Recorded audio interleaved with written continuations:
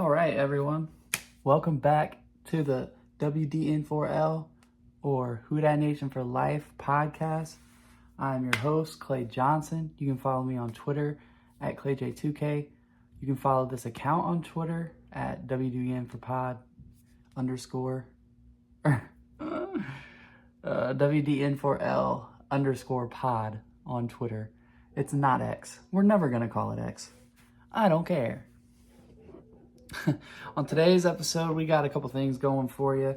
Obviously, we're going to talk about Kellen Moore becoming the head coach of the New Orleans Saints, the 19th head coach of the franchise. I'm going to give my thoughts on that. Then we're going to talk about who should be the offensive coordinator, who should be the defensive coordinator.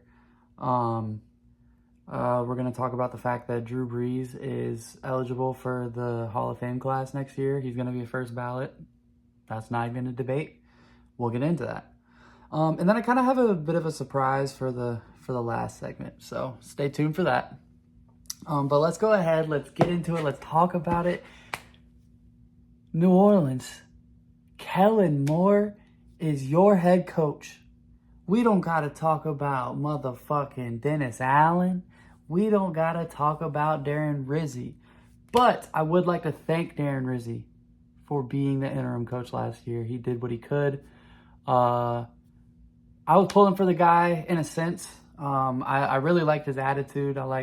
He was definitely a leader, you know what I mean? And I was open to the idea of a CEO type head coach, you know? But either way, he definitely deserves to be thanked for what he did as the interim. I mean, he basically didn't have a choice but to take it over, but in taking it over, he kind of just knew that like if he didn't, because obviously you're not just going to go back and be the position coach that you were. It never works that way. It's messy. It's no.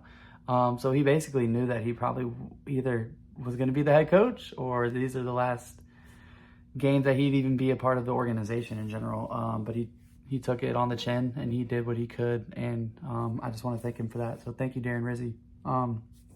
At least from me. I'm sure other fans feel some sort of same sentiment. But fuck that. Let's get into Kellen Moore. Kellen Moore.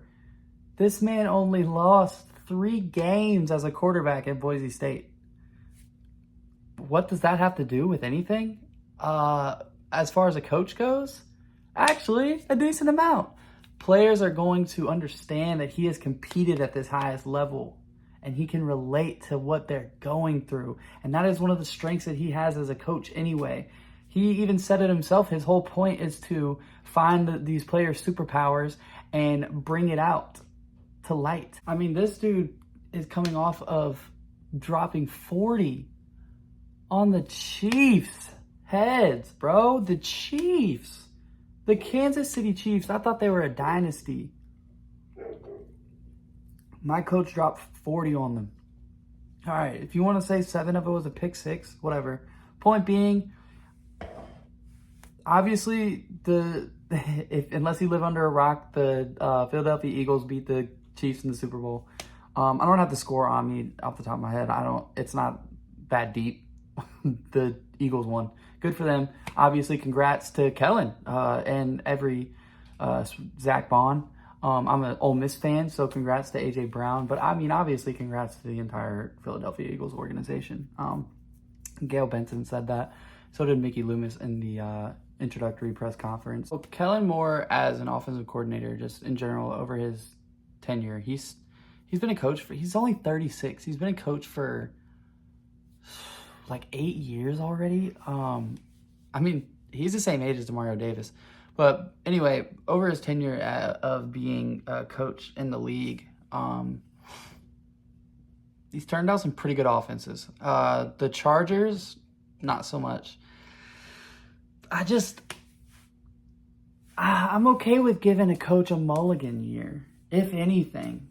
Now, I'm biased. I'm obviously just trying to be excited for the fact that we're getting a young, offensive-minded new head coach. Who does that sound like? Ironically, it sounds like Sean Payton, which is who we're trying to get away from. But that's another thing that Kellen Moore brings, is he brings change. An entire new regime. I understand that Mickey and Gail are still there. That's going to be a thing. I'm sorry. I hate to break it to y'all. That's still going to be a thing. But this is as much change as possible right now, at least. This is good. This is great. Does it hold any sort of special weight that Kellen Moore won a Super Bowl before becoming the head coach of the Saints?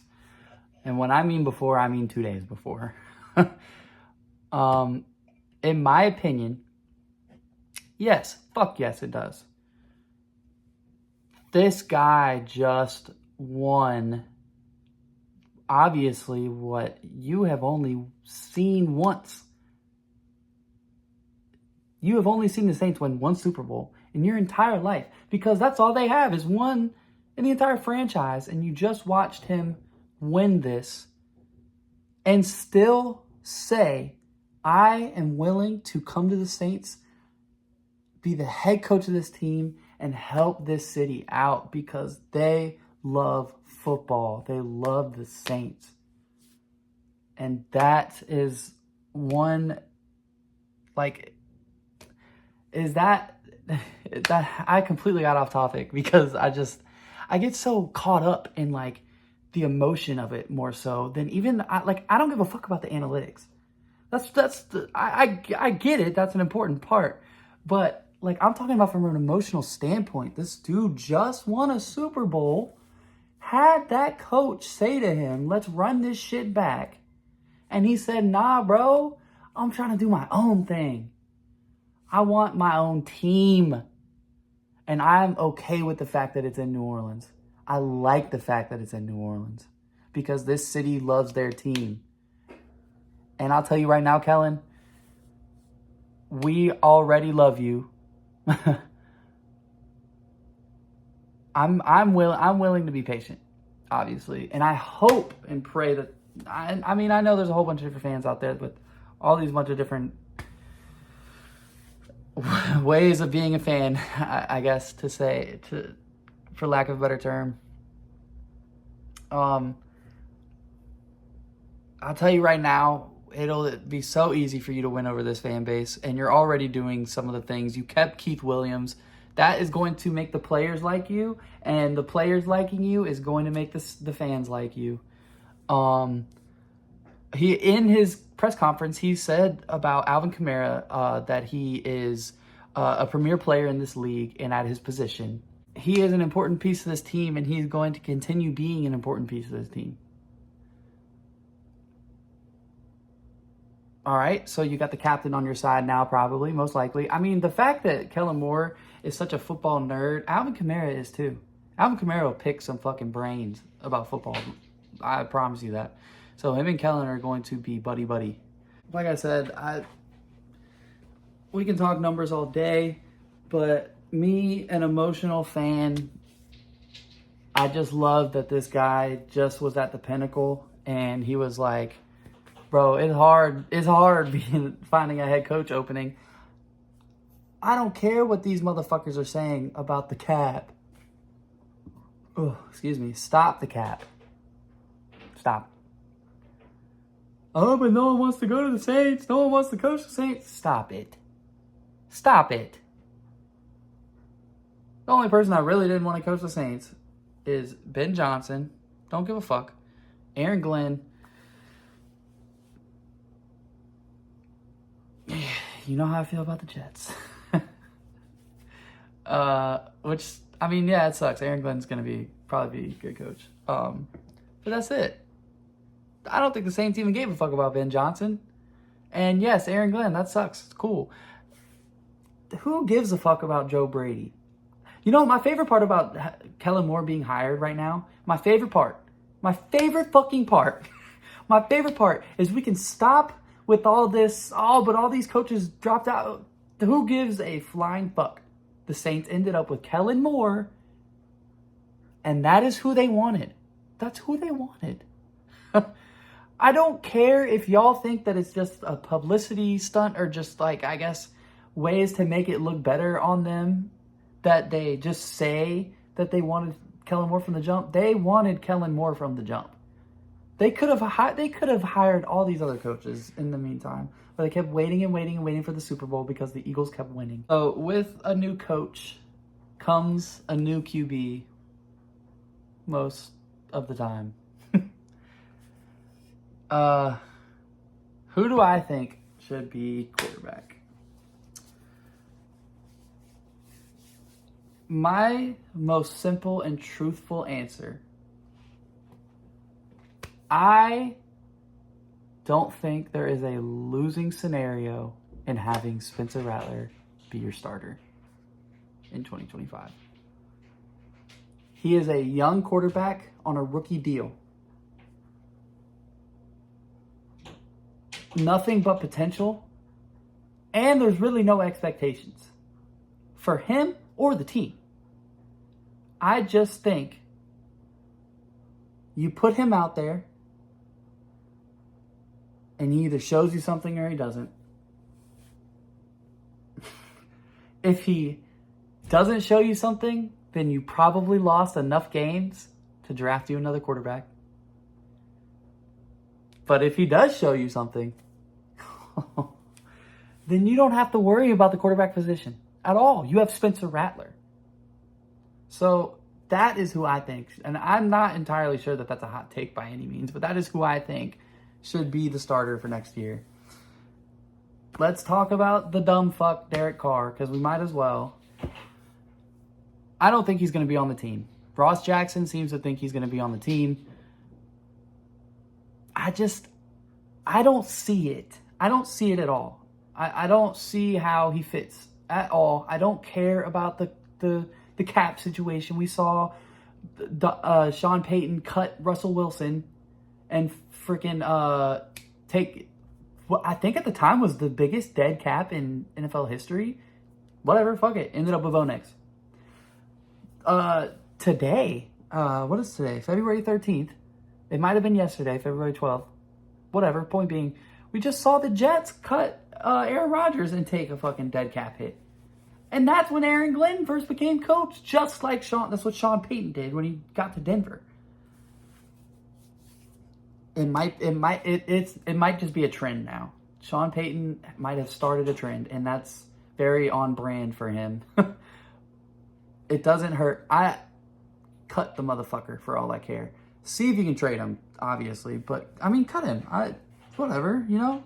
I guess technically, I should say there is a road where you keep Derek Carr.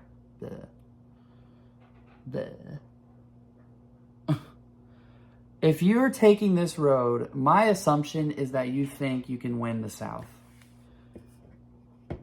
which is obviously possible. I'm just so annoyed of it.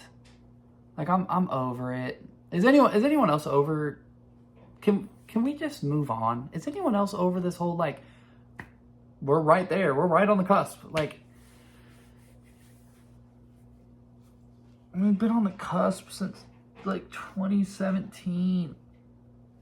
It's tiring, bro. And you're just delaying the inevitable. I don't know. I would very much prefer that not be the road, but technically it's a road. And again, I guess you're attempting to win the South. Is it possible? Yes. It's possible. I just think it's not going to happen, and it's pointless. But I guess, obviously, I would eventually convince myself and invest myself just as I do every single year. Thus is the life of being a Saints fan. Whatever. Let's say we go down this road with Derek Carr and he gets hurt again. And then Spencer Rattler comes in, but he doesn't show you anything. Door number 3, you draft the quarterback next year. Technically, you could probably draft one this year. I don't know why I said that like it's crazy. Technically, you can draft the quarterback this year. I just don't. I don't see the point unless it's Jackson Dart, and that is my Ole Miss bias speaking, absolutely. But that's the only quarterback I would draft. That's the only quarterback I would touch, or maybe like Riley Leonard. But that would literally be to back up Spencer Rattler. you're not drafting Riley Leonard to start. Ross Jackson keeps saying something about Kyle McCord. Sure. I don't think he's better than Spence. So, again, drafting him to be a backup, sure. Is Jake Haener terrible? Yes. So, get a backup. That's fine. So, I guess those would be your 3 avenues as far as what the quarterback situation. Like I said, I think it should be Spencer Rattler. Kellen Moore, in his introductory press conference, was asked, do you view Derek Carr as the starter for the New Orleans Saints in 2025? And Kellen Moore said, I view him as a starting quarterback in this league, and I'm excited to see what we can I don't know for sure. Don't want to botch it. Point being is something about teaming up. And then he was like, but I just got here and I just met these guys. So I don't think Kellen Moore likes Derek Carr. I think one of the things, I mean, again, not breaking news by any means. I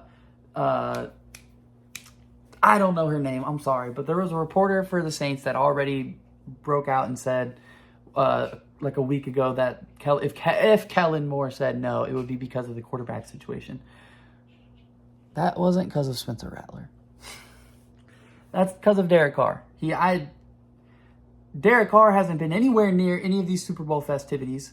He posted that he moved back to California, which, sure, can players live outside of the city they play in? Sure, but you're the quarterback of the Saints. Of the Saints. You live in New Orleans. You just do. I don't make the rules. If I was a quarterback of the Saints, I would live in New Orleans. I mean, obviously. I don't know. What was the point of saying that? You know who was at all of these festivities and whatnot? Spencer fucking Rattler. You know who the news leaked that I don't know how to word this right now. What the fuck? The front office came out and said that they love Spencer Rattler. That is what I've been trying to circle back to this entire time. Front office loves Spencer Rattler. You see him at all these things. Derek Carr's not there. When Kellen Moore walks into the building for the first time to introduce himself to everyone, and it's all the staff members and all that, Derek Carr's not there. Eric McCoy is the one who shakes his hand and whatnot. I don't know. But it's looking like we're not going to have Derek Carr next year. And I am so for that. I want to clarify. I don't think Derek Carr is terrible. I don't. I think Derek Carr is probably an average quarterback. Like, somewhere in the 15 on a good day to 18, 19, or even 20. You know what I mean? Like, he's ranked in there. He is average. He's not great. There's times where he's good. He's not terrible. There's times where he's bad. He's average. But with that being said, he is the most boring person in the world, dude. Oh my God. He is just, every time he talks, I don't know if I'm the only person that feels this way, but just like every time he talks, I'm like, just rolling my eye. Like everything he says feels fake. Everything. And he shows it with his actions, not being at any of the... We can go off on a Derek Carr hating tangent all we want. I just want to like clarify, play-wise, I don't think he's terrible. And technically, he would give you a better chance to win games than Spencer Rattler next year. But I don't give a fuck about that. I want to see potential. Derek Carr has peaked. He peaked in whatever year that he was almost the MVP. I'm sure it was an election year. I don't know if y'all have seen that, but apparently he pops the fuck off every time it's an election year. Do with that information what you will. I really don't like the guy. Hate's a strong word. I don't hate him. I just really don't like the guy. And I just can't have that as my quarterback. Spencer Rattler, I love that motherfucker, dude. And I think he's going to pan out. So, Kellen Moore is obviously going to have to fill some staff positions. Not wide receivers coach, because Keith Williams is staying. I don't know if anyone else is. He might be the only one. Anyway, so the big ones being offensive coordinator, defensive coordinator. I would assume that special teams coach is going to be Phil Galliano, because that's who Darren Rizzi brought in to be the special teams coach when he had to take over as the interim. And I don't see why this guy would just be like, nah. No, I'll take special teams coordinator. Thank you. So for offensive coordinator, because this is so late in the hiring sort of game, I guess, I personally am worried. Nussmeier is a name that keeps popping up for offensive coordinator. Doug Nussmeier. He played quarterback for the Saints in the 90s. His son is the quarterback for LSU. I don't want to make people mad at me. I think my bias would y'all would just assume I'm biased. So we're going to leave Garrett Nussmeier out of this. I don't know enough about Doug Nussmeier to speak on it. So if he's the offensive coordinator, he's the offensive coordinator. The offensive coordinator is low-key going to be irrelevant. Okay, irrelevant's ridiculous, but you get my point. They're not going to hold a stupid amount of responsibilities, because Kellen Moore already said he's going to call the plays anyway. So for defensive coordinator, there's Brandon Staley, who was the Chargers head coach, but that's not the part of the resume that you even want to talk about, ironically. You want to talk about the fact that he was the defensive coordinator for the LA Rams when they won the Super Bowl in 2020 with the number one defense in the league. But he had Aaron Donald and Jalen Ramsey, among others, like Leonard Floyd and whatnot at the time. I don't know.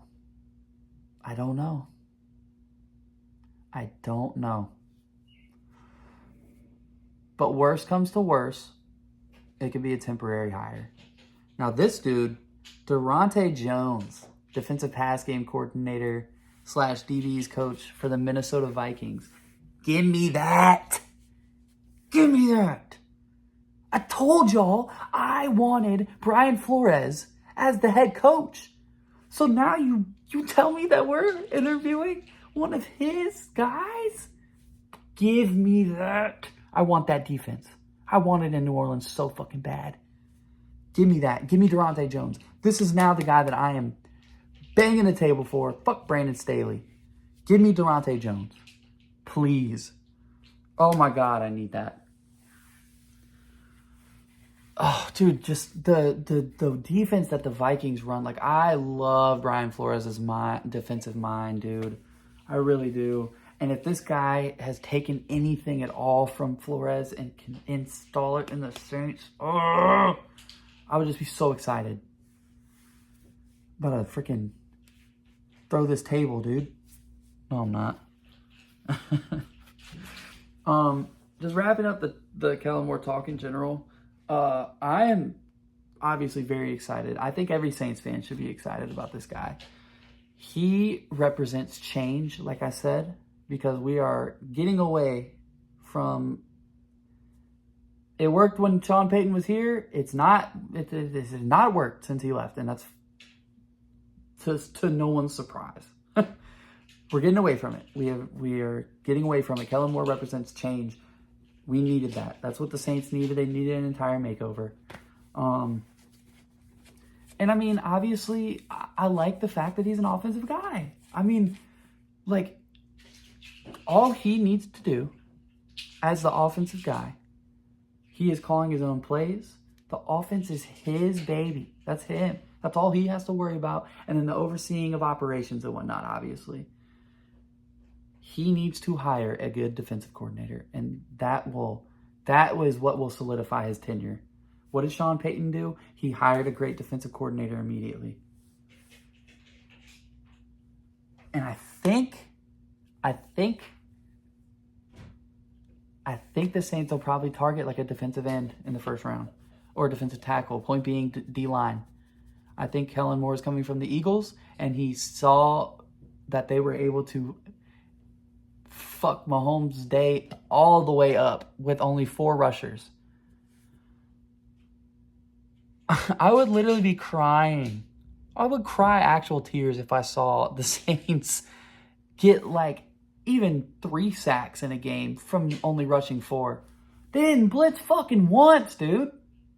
The Eagles did not blitz once. I wouldn't be surprised if Kellen Moore is going D-line with that first pick, or just defense in general. Maybe a corner. I don't know. I need to figure out what's going on with Paulson Adebo. But point being, I'm very excited for this tenure. And Saints fans, let's be patient. Let's be patient. Is it possible to turn things around quickly? We see it all the time. But you can't assume that that's going to happen to everyone. You just can't. If this takes 5 years, honestly, I guess it depends. Look, let's say if by year 3 they make a playoff berth, I would be like over the fucking moon. You know what I mean? So, and plus this division, I mean, just be patient. Just be patient. I'm just as excited as y'all. We just got to make sure we're patient with this guy. So the absolute GOAT, Drew Brees, Andrew Christopher Brees, is eligible for the Hall of Fame class of 2026. He will be a first ballot Hall of Famer. It's not even a debate. So I'm not saying it as like a, do you think he will be a first ballot Hall of Famer? And it's possible that Jari Evans gets it next year and him and Drew get to go in together. That would be sick. That'd be tough. So, not that y'all don't know, but let's do this. In Drew Brees' career, he has thrown for over 80,000 passing yards. 80,000. He has thrown for 571 touchdowns.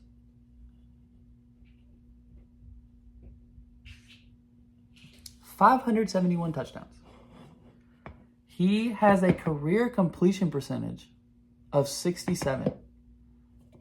This dude damn near completed 70% of his passes in his entire career. He has a 98.7 career QBR. Damn near 100. He is a Super Bowl champion and Super Bowl MVP. Ladies and gentlemen, Drew Brees is the GOAT. Drew Brees, like, I remember when he broke the passing record. I was at work. I was an electrician at the time. I was watching the shit on my phone. I'll always remember where I was. I was watching the shit on my phone. Supposed to be doing something. Not doing that. Just sitting there watching the game on my phone. It was against the Redskins. They were the Redskins at the time. And when he broke it, I literally just started like tearing up. And my fucking boss walked in, and he was like, you know, getting in my ass, like, what the fuck are you doing, this and that. He's like, why the fuck are you crying? And I just turned the phone around, and it was the fucking game. And he just couldn't even, like, some people just don't understand. Like, Drew Brees, like, I grew up watching him.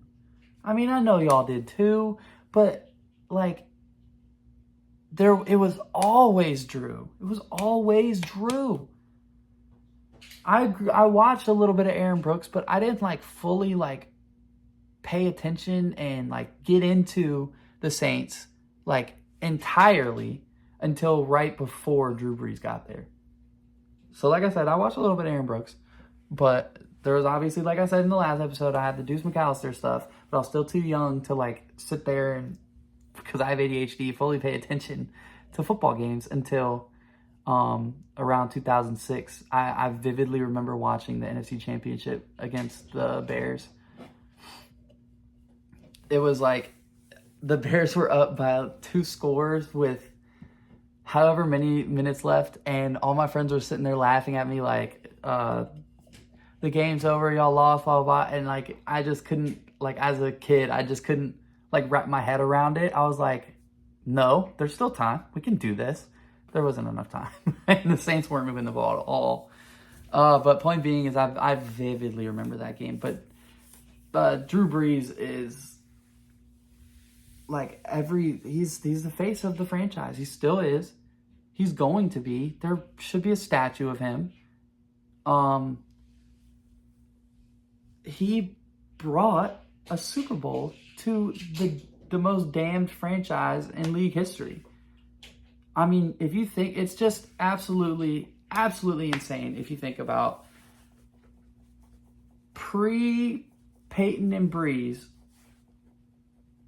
the Saints were just a laughingstock of the league. And everybody thought that their culture was losing. And it was just one of the worst franchises in the league. That was the identity. That was how it was.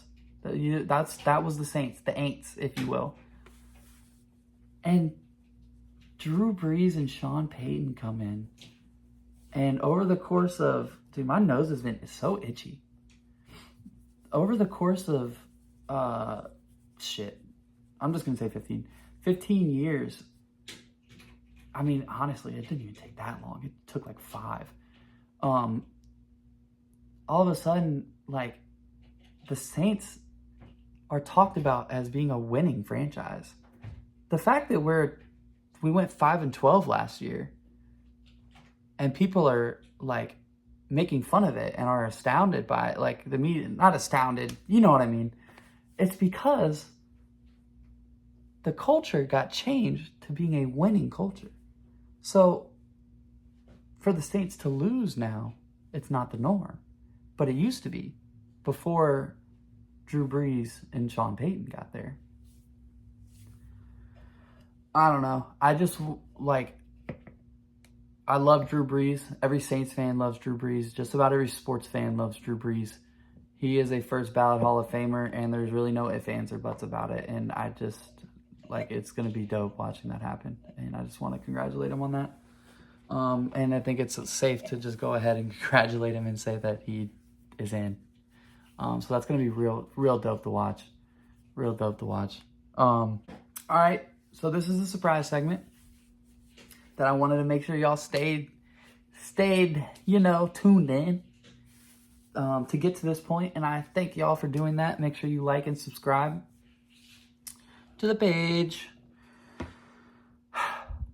So, I was going through YouTube the other day, and I was just fucking around watching highlights or whatever, feeding my child, so I can only do it one hand. I like it. If you have a baby that can't support their head, you would understand, like, you can't really do much when they can't hold their own bottle. So I'll just like flip through YouTube or something just to, occupy myself. And I don't know how, but somehow it started going on a thread of the 2017 Saints, like, season highlights. Like, the individual ones, like, posted by the NFL, not, like, highlights. You know what I mean? Man, was that team fun.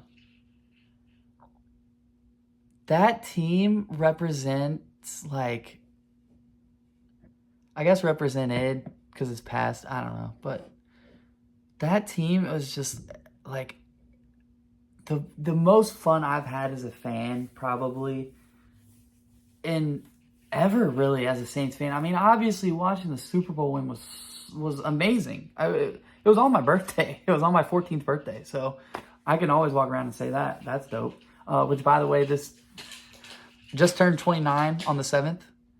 Had norovirus the whole time. the entire day on my birthday, I got people texting me like, hey, man, happy birthday. My mom's like, when can I bring your cake by, this and that? And I'm literally fucking throwing up and shitting out of the other end. Was that? Whatever. That was not TMI. Whatever. No, it's okay. Okay. Anyway. So they won the Super Bowl on my 14th birthday. What the fuck were we talking? Oh, the 2017 team. The most fun I've had as a Saints fan. Okay, so the next closest would be 2018. Obviously, shut the fuck up, Clay. The next closest would be the Super Bowl season. But I just feel like that's in its own category. You don't, Super Bowl. You won the fucking Super Bowl. That's never going to be touched until you do it again. 2018, that shit was fun for the most part. Like that, because you knew that the Saints were the best team in the league. And you were just watching them shit on these other teams. That was fun. It really was. Obviously, the no call. I just really think it kind of broke. Like, I don't like watching anything from that season. I don't like watching anything from that season because, which is ironic because Drew Brees broke the record that season. But it just reminds me of it. That was for sure the Saints year. And you can tell we're just as a fan base, we're still blown as fuck about that no call, man. Because it's just like, how the fuck? Whatever. No, we're not talking about that. We're talking about fun. Fun.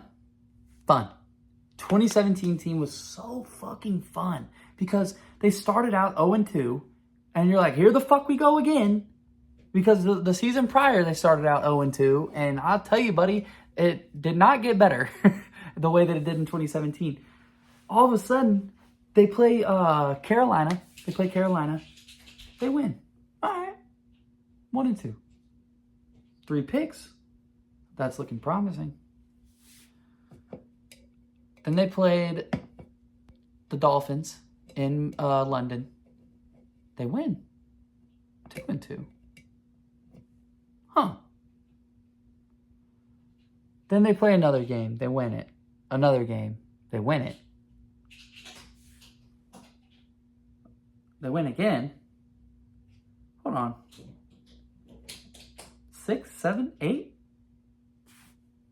They won 8 games in a row after starting out 0-2. And you as a Saints fan thinking to yourself, here the fuck we go again. We're going to be ass. We all know we suck again. That was going to be the Saints. And then they just rattling off those 8 straight, and fucking you see Alvin Kamara and Mark Ingram with the boom and zoom.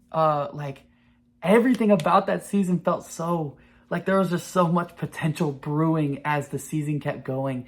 And in the playoff game against the Vikings, Michael Thomas absolutely shit on Xavier Rhodes. Absolutely shit on him. And that was like, don't get me wrong, Michael Thomas had already had his coming out party. He kicked Brandon Cooks out the door. We already knew Michael Thomas was going to be good, but after that game, I don't know about y'all, but I literally was like, hold the fuck up. This dude might be a top 15, top 10 receiver. And then, of course, 2018 happens, and he kind of solidifies that, and then 2019 happens, and he was 1 of 1. But, man, that 2017 team was so fun. It's almost like why it's so ironic that it ended the way it did. So, all right. So I'm going to talk about these 2 things. And I'm sorry. Trigger warning. I'm so sorry. The Minnesota Miracle broke me in a way that I cannot explain. I mean, I sat there as it happened, first disbelief, but second, I was speechless. I had no idea what to say. I was so hurt. And then the thing about that though, is I was like, you know what? Fuck that. they're coming back next year, and we're going to be good. The no call.